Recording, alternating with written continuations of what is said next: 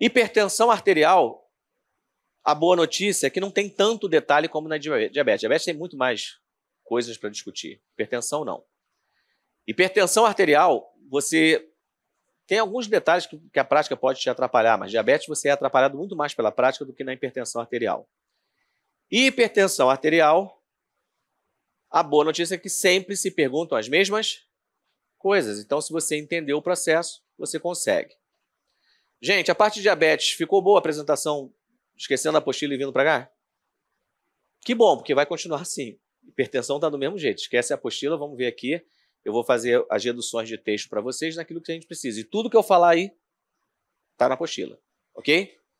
Vamos ver o caderno de atenção básica 37 e o Tratado de Enfermagem Metz-Suska, Bruno e Sudat e a diretriz da Sociedade Brasileira de Hipertensão 2023-2022. Por que eu falo 2022-2023?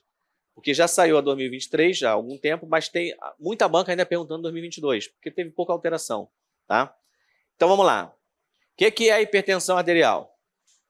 Níveis elevados e sustentados. Palavra-chave da definição é essa aqui, ó, sustentado. Uma pessoa fez um pico hipertensivo. Ao longo do dia fez 150% de pressão. Um único pico hipertensivo. Ela pode ser classificada como hipertensa? Não. Então, dessa pergunta surge a pergunta de prova. Quantas aferições são necessárias para dizer que alguém é hipertenso? 3? Tá certa ela?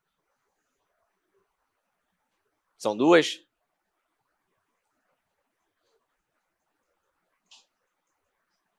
Pergunta de prova, tá? A gente vai responder. E tem agora a divergência. Vai aparecer uma divergência em cima dessa afirmativa. Tá? Mas eu vou mostrar para vocês. Segundo ponto. Técnica de verificação de pressão arterial. Gente, não pode errar a questão disso em prova. Mas hoje eu digo para vocês que os aparelhos automáticos salvaram um pouco a verificação de pressão, mas não fazem milagres. Você colocar o manguito e apertar um botão, se o braço não estiver posicionado na altura correta, a máquina vai registrar errado. E as bancas sabem disso. Então, eles continuam perguntando técnica de verificação de pressão arterial, independente do aparelho ser automático. Mas todos os livros, e inclusive o Caderno de Atenção Básica 37, ainda fala daquele aparelho antigo de mercúrio, que a gente carregava o cachorrinho andando para um lado, para o outro, daí lá. Ele ainda fala deles, tá? Então, a gente vai ver o que cai dessa parte. Valor de pressão arterial alta, elevada, hipertensão. Acredito que isso não seja um problema para vocês. 140/90. A gente vai ver os níveis. Existe uma classificação de hipertensão. Ela pode ser primária ou secundária. Primária é quando não tem uma causa definida. Secundária é quando ela tem uma doença que justifica o aumento da pressão. Vou trazer uma situação aqui para vocês que pode ser questão de prova. Eu, Valdemir, sou hipertenso. Filho de pai hipertenso e mãe hipertenso. E os dois cardiopatas. Neto de avô e avó paternos hipertensos e cardiopatas. E avô e avó maternos hipertensos e cardiopatas. Minha avó infartou, infarto fulminante, morreu. Irmão de irmãos hipertensos e cardiopatas. A árvore genealógica é podre para hipertensão e cardiopatia. Cardiopatia, graças a Deus, eu ainda não tenho, mas hipertensão chegou. Falou, oi, tudo bem? Oi, sumido. E aí quebrou. A minha história familiar, que envolve uma genética, ela classifica a minha hipertensão como primária ou secundária? Primária? Todo mundo concorda? E sabe o que acontece? Na prova, vocês fazem isso. Vocês olham a questão e falam assim, primária. Aí marca, tum. Aí vai fazer o diabo da revisão. Aí quando vai fazer a revisão, aí tu olha lá, primária. Aí o olho bate no secundário, aí vem aquela voz e fala assim, é secundária, hein? Aí tu para, rapaz, acho que é secundária mesmo, né? Não tem a voz que fica no ouvido? Cara, que voz? Essa voz acompanha vocês todo o tempo, tá? Aqui no curso ela vai acompanhar vocês. Quer ver? Vocês vão sentar para assistir a aula, aí a voz fica assim, aula chata, hein? Oh, podia estar na praia, né? Aí tu senta para estudar, ela fala assim, cara, tem uma postagem nova lá no TikTok, tá bombando. Aí fala, pô, tem que comprar arroz, feijão, não sei o quê. Né? Depois do almoço, senta para assistir alguma coisa, a voz fica. Cara, impressionante. Senta para ver, daqui a pouco vai batendo sono, aí tu, não vou dormir. Aí ela, né? É terrível. E é ela que na hora da prova, você vai lá, A, tranquilo, mole. Aí ela vai no teu ouvido e fala, B. É B. Aí ainda te dá o argumento. Tu já marcou muito A nessa prova. Aí tu vai lá e se dá o trabalho de contar quantos A. Pelo amor de Deus. Aí tu fala assim, tem muito A, muito B. Não, eu já marquei 3 A seguidos, não pode ser. Cara, tu não sabe o gabarito. Aí quando sai o gabarito, tem lá 3 A seguidos. Aí tu fala, putz, sacanagem da banda. Não, o cara te fez a pergunta, pô. Então preste atenção. Aqui ela te derruba. Genética. Genética. É causa ou fator de risco? Fator de risco. Se é fator de risco, hipertensão secundária é quando você tem uma doença que causa a hipertensão. Então, eu posso ter a história familiar que for ligada à hipertensão, a minha hipertensão será classificada como primária, porque é fator de risco, que você não consegue controlar, mas é um fator de risco. Não modificável, mas é. Ok? Eu tenho essa história familiar. Fiz faculdade de enfermagem. Virei professor. E sou militar. Tem que ter hipertensão, cara. Não tem como. Eu escolhi o caminho da hipertensão quando eu escolhi a faculdade de enfermagem. Porque se eu fosse rico, talvez rico fique hipertenso também. Ah, cara, com muito mais demora do que o pobre. Eu olho assim as pessoas. Ah, o Hospital Albert Einstein. Ah, os hipertensos ricos têm outra cara. O cara chega hipertenso, tu não diz que ele está hipertenso. Aí ele chega, gente, queria uma consulta, porque eu estou me sentindo um pouquinho mal. Aí tu olha e fala assim, tu tá mal? Ele, tô muito mal. Há quantos dias? Pelo menos 3 dias. Dor de cabeça, um mal-estar, episódio emético. Ele não fala vômito. Né? O pobre chega e já fala, vomitei a noite toda. Trouxe até o saquinho para mostrar. Porra! É outro nível. Gente, primária e secundária, foi? Beleza. Bom, o problema não é ter hipertensão. Preste atenção nisso. Hipertensão não mata ninguém. O que mata são as complicações dela. Ela pode romper um vaso e você ter um aneurisma roto. Não, mas ele só rompeu porque você tinha um aneurisma. Ah, mas espera aí, o AVC hemorrágico ele é causado 80% por um pico hipertensivo. Sim, mas porque o vaso estava comprometido. E chega um momento que de tanto pico hipertensivo, ele vai sofrendo na sua estrutura até o momento que ele rompe. Então percebam, não é a hipertensão, é o que ela faz no organismo. Então nós temos o cuidado com as lesões de órgão-alvo. Pergunta de prova, quais são os órgãos-alvos mais comuns afetados pela doença? É só lembrar, ó, infarto agudo do miocárdio. Então o coração é órgão-alvo. Acidente vascular encefálico. O cérebro é órgão-alvo. Doença renal crônica. Os rins são órgão-alvo, tá? Vasos sanguíneos. Aí nós temos a retina e formação de placas de ateroma gerando obstruções vasculares. Tudo causada por hipertensão. Ok? A partir daí, Qual é o detalhe importante da história? Diretriz Brasileira de Hipertensão. Na apostila tem os textos associados, que eu vou deixar para leitura complementar. É só lembrar o seguinte: quais são os fatores de... Não são causas. Então, a gente tem a genética, o primeiro que a gente já discutiu. Idade, sexo e, em relação a sexo, Ministério da Saúde. Até os 50 anos, homens são mais afetados por hipertensão. A partir de 50 a 55 anos de idade, as mulheres invertem a estatística e passam a ser as mais afetadas. Por quê, gente? Por que 50 a 55 anos até essa idade os homens são mais afetados e a partir das mulheres? Hormonal, a menopausa. Os hormônios femininos são cardioprotetores. Enquanto eles estão vigentes, eles protegem o coração. No momento que entra na menopausa, sai a proteção. As mulheres rapidamente invertem essa estatística. Tá?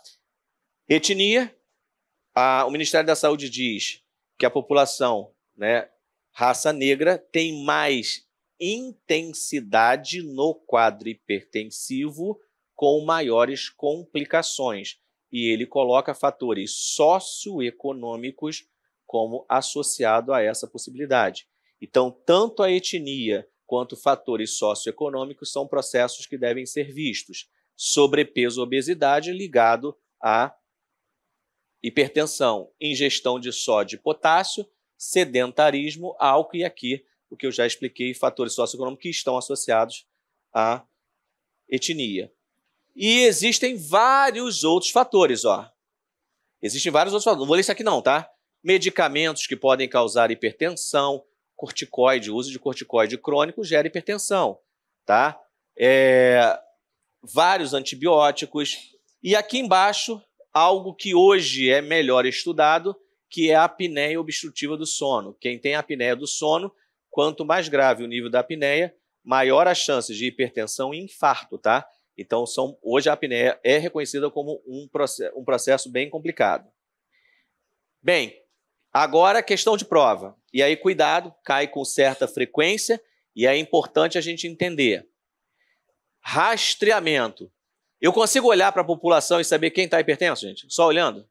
Não, então eu tenho que rastrear. Como é que é isso? O Ministério diz o seguinte, ó, todo adulto com 18 anos ou mais chegou na unidade básica de saúde, você olhou o prontuário e não tem uma pressão arterial verificada nos últimos 2 anos, esse cara tem que verificar a pressão. Presta atenção nesta frase, porque ela vai trazer, tá, a possibilidade de você desarmar a pegadinha de prova. O que ele está te dizendo aí? 18 anos ou mais, qual é o prazo máximo que eu posso ficar sem verificar a pressão de alguém que tem 18 anos ou mais? 2 anos. Quais são as perguntas que são feitas em concurso para essa parte aqui de rastreamento de assintomático, para você identificar a hipertensão? Ele vai te dizer o seguinte, gente. O paciente deu entrada na unidade básica de saúde, o enfermeiro fez o atendimento de enfermagem e verificou a pressão arterial do paciente. É um paciente que tem um nível pressórico D, aí ele vai te dar a pressão arterial do cara. Em relação a isso, a consulta de retorno para avaliação para nova avaliação da pressão arterial deverá ser agendada para daqui a 2 pontos, A, B, C, D. É essa a pergunta. Só vai mudar o critério que o cara vai botar para você poder enquadrar. São 4 prazos que vocês têm que gravar. E aí vamos lá de novo para o nosso bloco de notas, porque daqui a pouco eu vou explorar o slide e não vai precisar mais da nossa informação.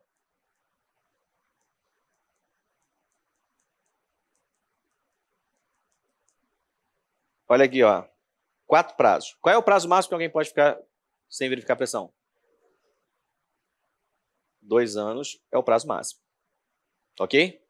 Como é que você mata a questão de prova? O cara fala assim, a consulta deverá ser agendada, a consulta de retorno deverá ser agendada para daqui a, letra A, 6 meses, letra B, 2 anos, letra C, 4 anos. Opa, 4 anos eu já elimino, porque o máximo que eu posso ficar sem verificar a pressão de alguém é 2 anos. Tu já elimina a alternativa, só com essa informação, tá?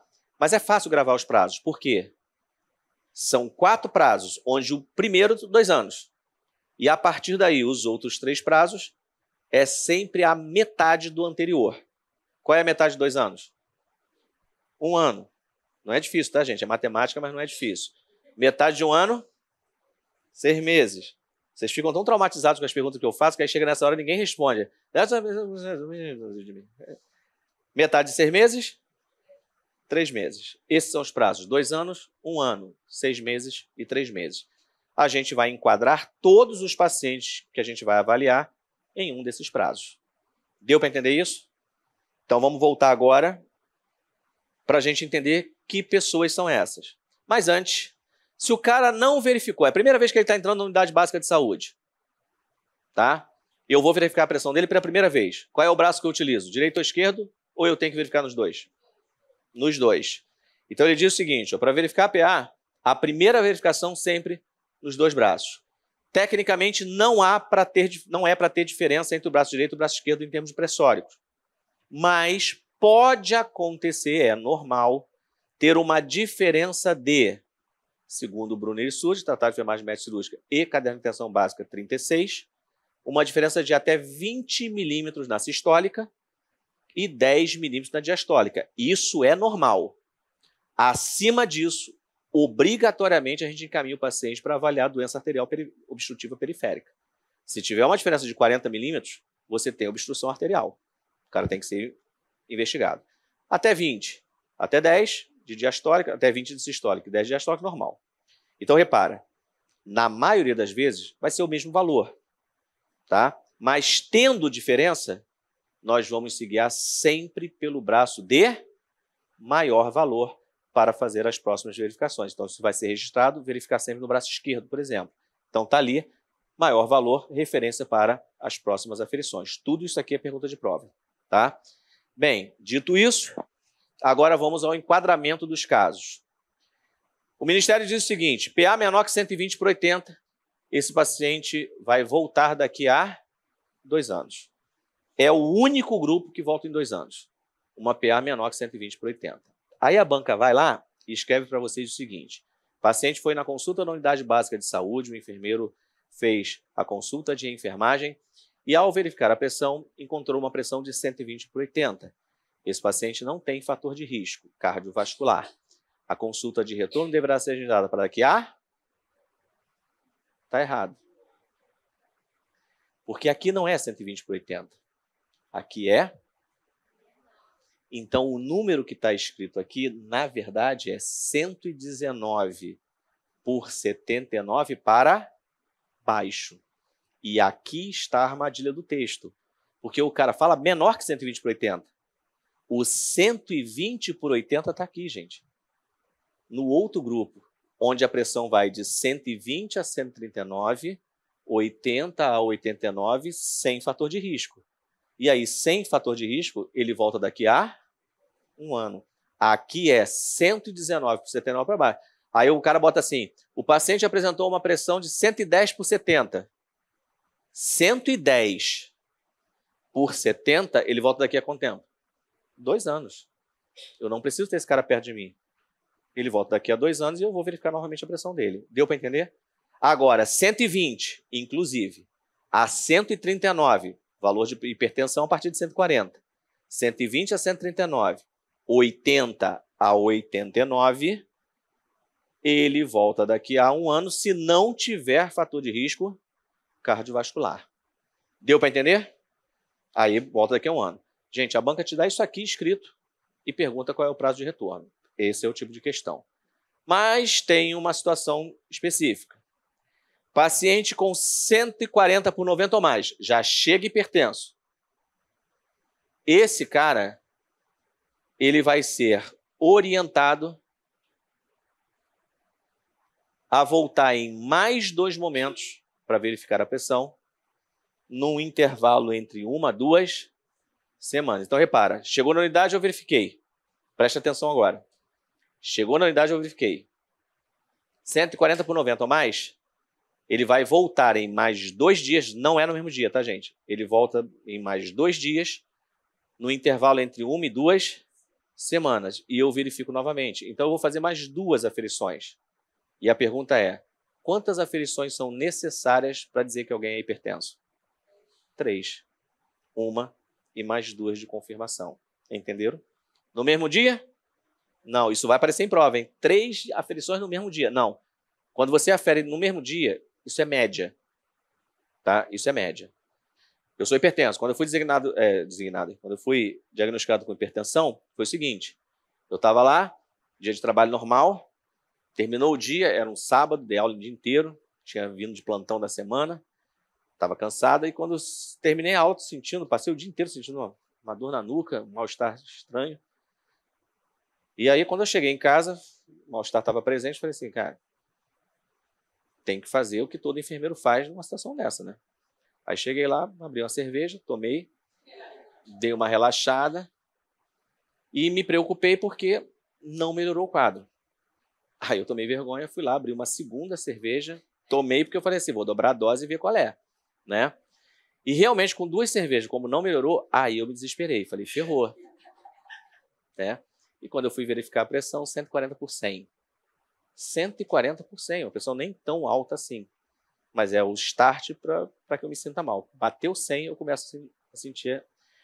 Aí eu abri curva pressórica, 3 dias ali verificando pressão, manhã, tarde e noite, fazendo a média do dia. Quando eu cheguei no cardiologista, já estava tudo pronto.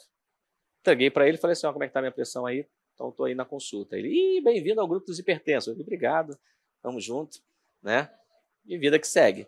Então, repara, PA igual ou maior que 140 por 90, mais 2 vezes. Deu para entender isso aqui, gente? E aí, se tem 120 a 139, 80 a 89, repara que é o mesmo grupo do anterior, né? Não, é um grupo diferente porque agora tem fator de risco cardiovascular. Se tiver fator de risco cardiovascular, esse grupo também voltará em mais 2 vezes para verificar a pressão. Por quê? Observa, este daqui pode ser um pico isolado, ou pode ser o efeito do avental branco. Chegou, viu o profissional, pressão sobe, verifica, vai embora, a pressão diminui. O cara não é hipertenso, só sobe na frente do pai de santo, né? É incrível como tem paciente que faz isso. Entra, vê o profissional de saúde, pressão sobe.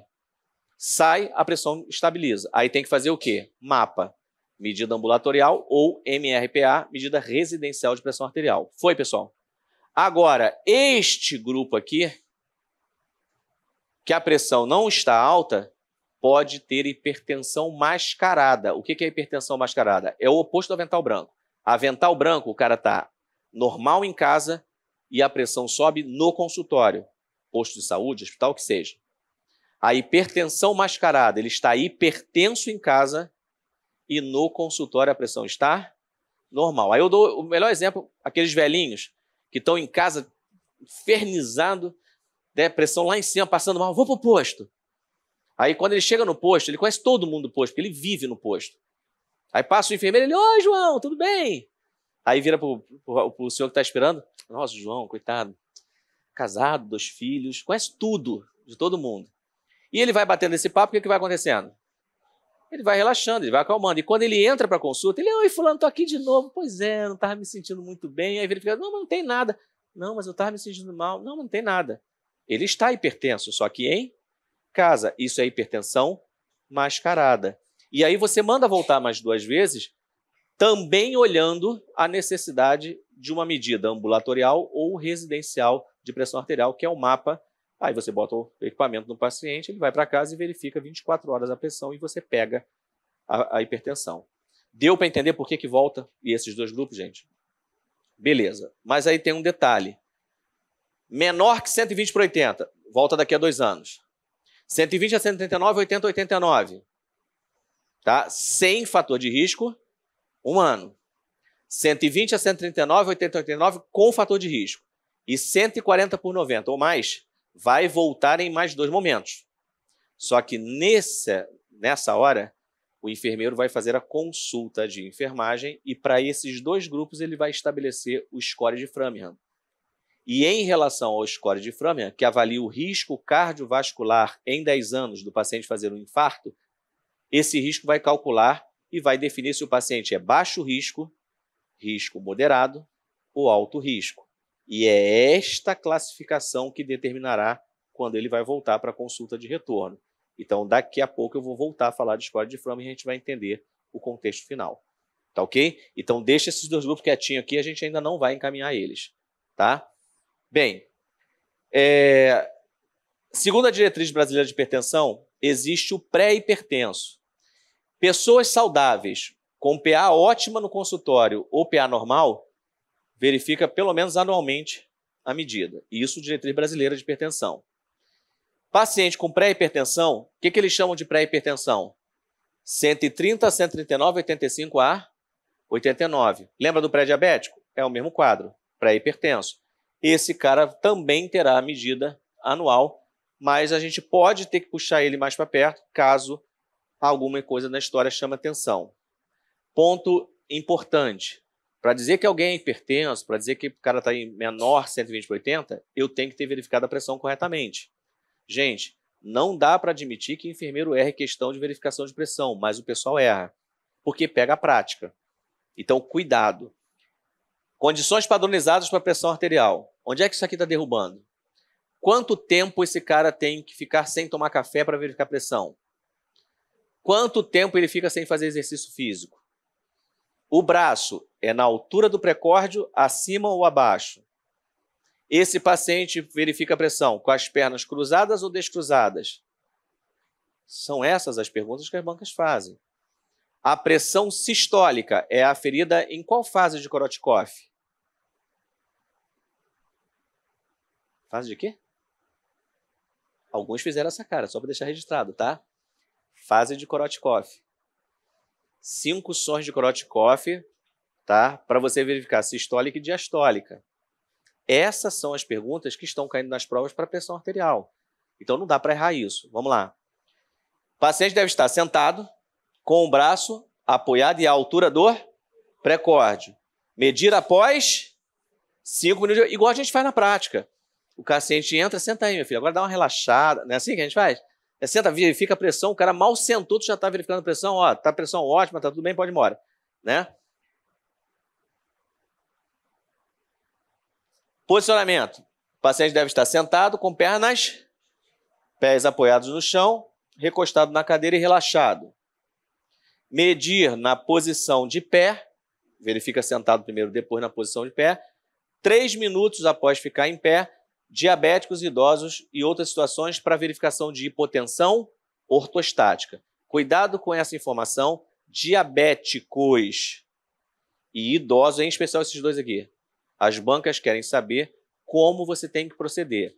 Verifica primeiro a pressão sentado e depois coloque em pé e após 3 minutos você verifica a pressão de novo. Você está pesquisando hipotensão ortostática.